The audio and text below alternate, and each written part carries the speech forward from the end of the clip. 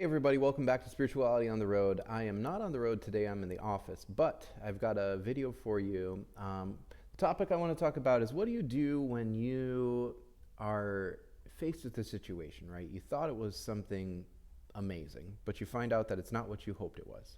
Um, and you realize that you need to pursue other opportunities or you need to reconfigure your expectations of what you're going to do in the near future. Um, I've had that kind of situation enough times to kind of know like what to do. And in this case, I have some professional opportunities that have kind of shown to be not necessarily what I hope they would be, or what I would deem an acceptable situation. So what I've managed to do is just figure out a game plan for the near future. So I already know what I'm going to do next, what I'm going to pursue next, how long I'm going to stay, and exactly what I'm going to do immediately afterwards. I'll be back out on the road, spoiler alert.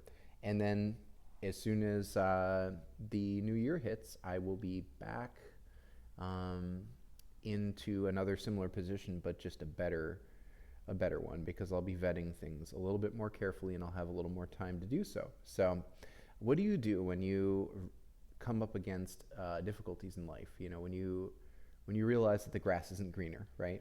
Do you just stick around and wait for it, hope for it to get better, or do you strategize? I consider myself a strategic person. I consider myself someone who thinks things through, at least to the point of wanting to choose opportunities that I feel are going to be a good fit for me, that are going to give me the ability to do things that I think are going to be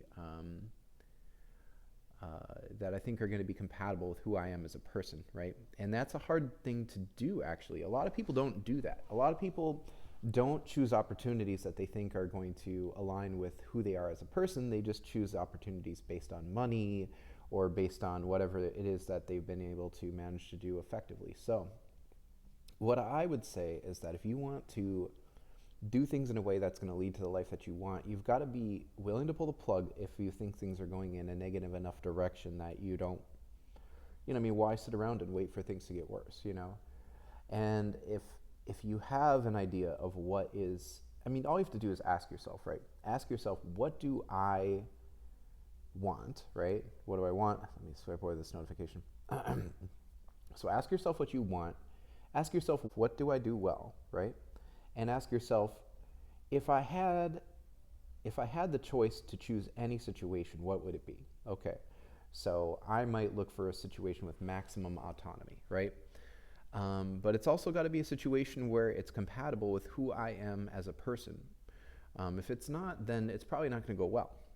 That's just the way it is, and it's not me. It's not that I'm not a good person or a skilled or talented person. It's just that if it's not compatible with who I am, and that could go for anything, right? It could go for me as a teacher. It could go for me as a musician. It can go for me just as a person in a relationship. It can go for me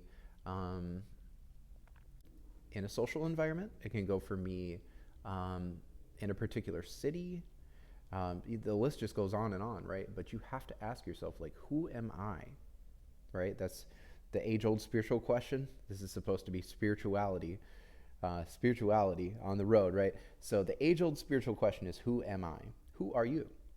What are you good at? Have you ever asked yourself that? I'm sure you probably have, but maybe you're good at sports, right? Maybe you're great at writing. Maybe you're great at mathematics, right? Like it varies for everyone, but whatever it is that you're good at least be using your strengths. A lot of people like to preach this whole thing about fixing your weaknesses, right? And you should work on all areas of yourself. You should always be looking to improve as much as you can.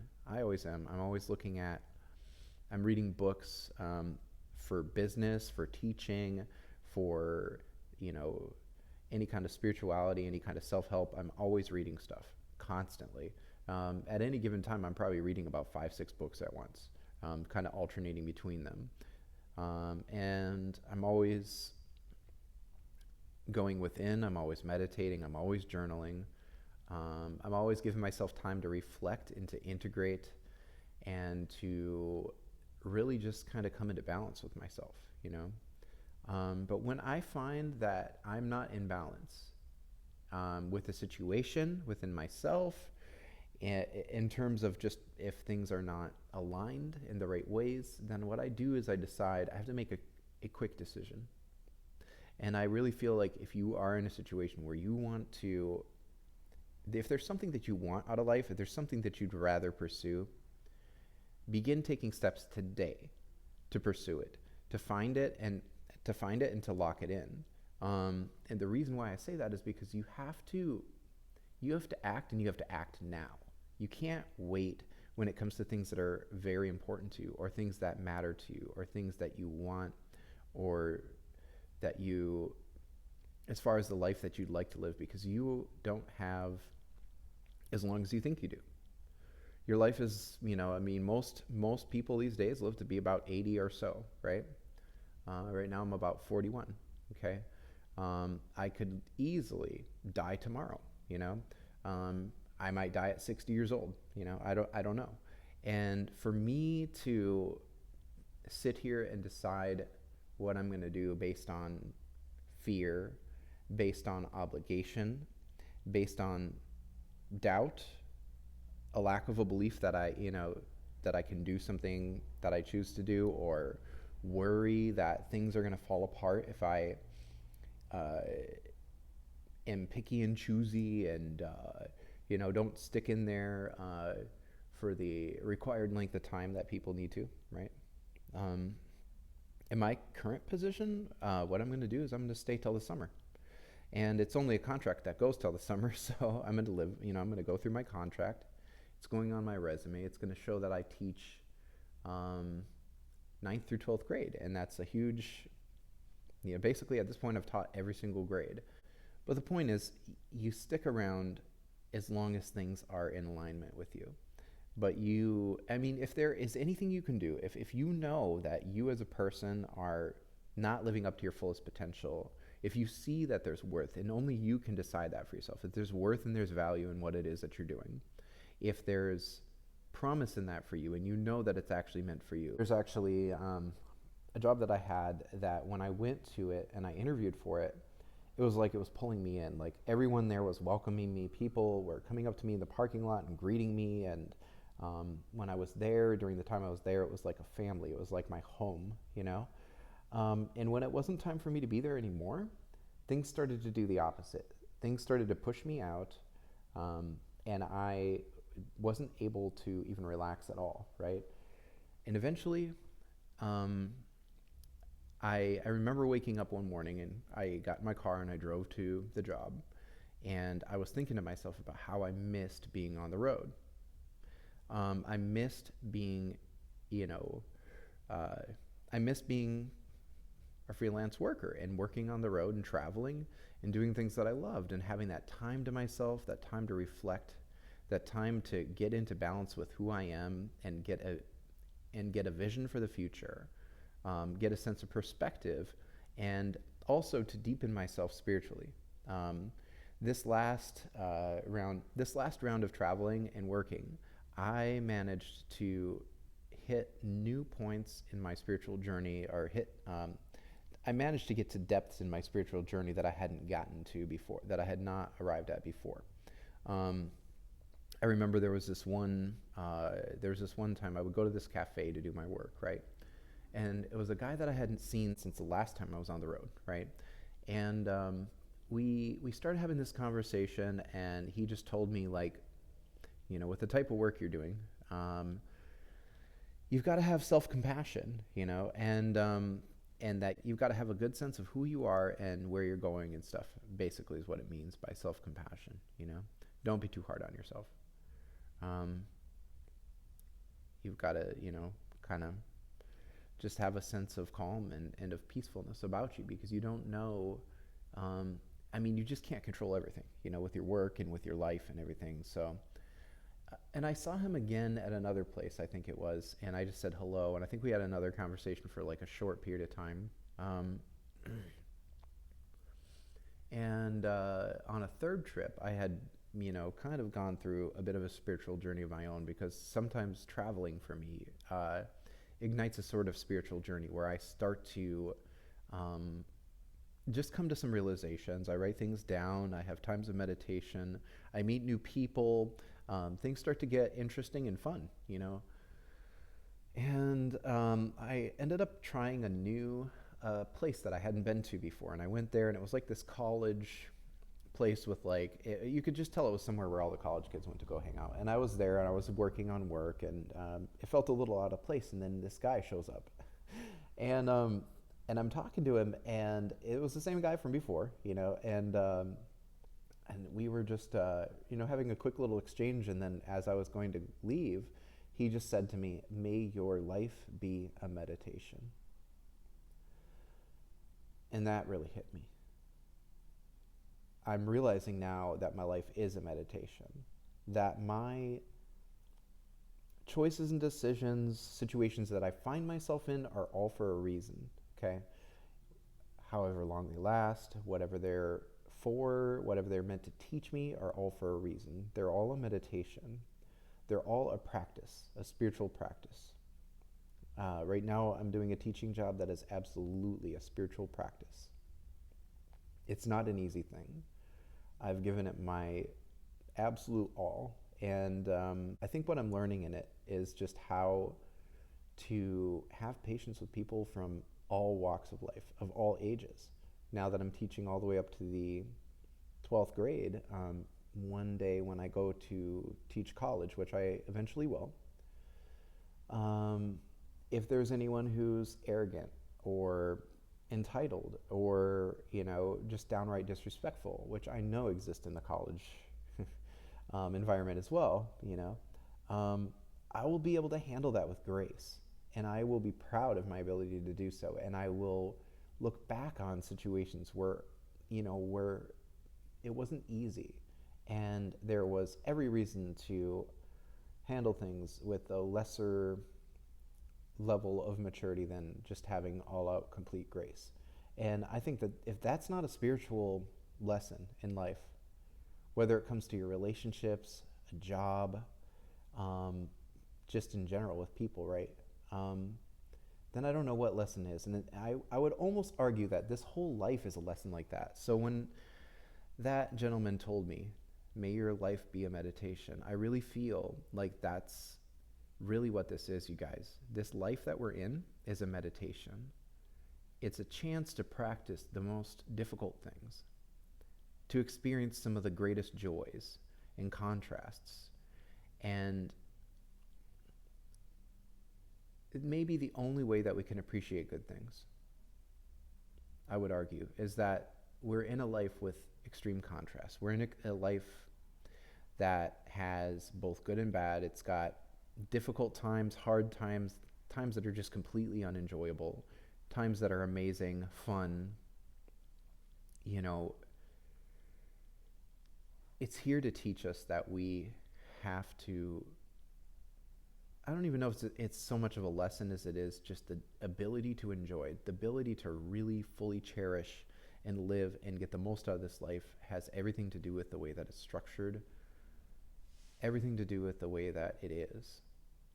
And we don't necessarily see it at all times. We don't necessarily always see the beauty in it, the beauty in the contrasts in our life. But I really truly believe that all these things that we go through are for a reason. And I hope that someone gets something from this. Sometimes I wonder why I even do these videos. I've even contemplated maybe just not, continuing with this channel, because it's felt like one of those things that doesn't really have, maybe it's just, kind of an offshoot. Maybe I'm getting off on a tangent and trying to do something where I'm positioning myself as someone who knows the answers or something. And that's not what I'm trying to be. I'm not trying to tell anybody that I think I have the answers to this life, or what the meaning of life is, or what we're all here for even. I'm just trying to say that these are just my thoughts. This is just my journey. And this is just what I've found and I'm finding as I go along. I'm finding things, finding deeper insights just little by little. And sometimes those insights change. Sometimes I doubt every insight that I have. Sometimes I don't even know what's what anymore, because life just throws so many curveballs. But I keep coming back to this same thing where I just figure out a way to have a perspective on it all, to believe that it's all leading towards something positive, to trust my intuition, to know that that gut feeling that you have about things is correct. As long as you're in alignment, as long as you're truly listening to your heart and you understand what your soul's desires are, as long as you are in a peaceful mindset that's in accordance with all things, you can trust your gut, because you just have to listen to that part of you that says, okay, is this right? How do I feel right now? Like, what would be the situation that I would desire? And is this that? And if not, then how can I steer myself towards that? How can I go in the direction that is what my soul desires? Because I assure you, there is that in this life. That exists in this life. But I feel like the game of this life is really just to navigate all of this and find your way to that, and to enjoy the things that are beautiful along the way. To not lose sight of the forest for the trees, or at least not to lose sight of the trees for the forest, I was going to say, but you know what I'm saying. Like, don't lose sight of the beauty in life. Don't forget to smell the flowers just because a situation has you upset or frustrated, or because you're worried, or whatever it is that life is doing to you right now. Just understand that there is a lot of beauty here right now. There are beautiful things in store for you for your future. I'm beginning to realize that this whole life from start to finish is a thing of beauty. The good, the bad, the ugly, all of it. It's just a beautiful picture with many contrasts, and there are always beautiful experiences up ahead. And I think sometimes people get a little bit discouraged, or even, I like an example of someone that I've thought about recently is Anthony Bourdain. He was rich. He was very successful. He traveled the world. He got to do everything he loved to do. But he was torn apart inside because he couldn't bring his friends who never got to be as successful as he was along with him. And he always tried to bring them up, along and give them a chance to enjoy things, but he always felt guilty. And I don't know what it was that really gripped him as far as his depression, but he did reach a point where obviously he didn't want to live anymore. And I feel like a lot of people want to give up when things get really, really difficult. A lot of people reach a point where they really don't think that things can get better. And I want to tell you guys today that they can. Right now, I'm in a point where I don't know factually that things are necessarily going to get better for me in my life. There are things that I'm trying to deal with, that, holes that I've dug myself. Finances, if you're in a financial hole, it might be hard to see how things can even get better, especially if you're not making enough to dig yourself out, right? I mean, I'm sure there's somebody who will watch this video at some point who's going to realize that, yeah, that sucks. It seems like things will never get better, right? But that's not the case. You can and you will, and many, many people have, and many people do every single day manage to land jobs that dig them out of a financial hole. I know and I believe in my ability to do so. I've already done so, as far as like finding better work and things like that. I already know that I possess the ability to create and sustain endeavors that are going to get me where I need to go, and they're going to help other people in the process. And I know that that's a thing, that's part of my destiny in this life, that's what keeps me going. And I think that's something that people have to find. You've got to find what it is that, think about what you would do if you could do anything, think about what it is about this life that makes you upset. What in this life makes you upset and makes you, if you have things in this life that bother you, like that you don't like in the world, right? That you see that upset you, like, what could you do to make those things better? What could you do? What would you do if you could do anything about those things? And I'm talking about helping people here too. I'm not talking about like, don't think about the things that are wrong and the people that are wrong and what you would do, to try to rectify that. Think about the people who are right, people who are affected by things that are wrong. What would you do to help them? And that right there is where you can find purpose and value. You can find things that can drive you, and especially if you can find a way to help people. Um, in a very simple way with very little effort, just, toes in the water, dipping your toes in the water kind of thing, right?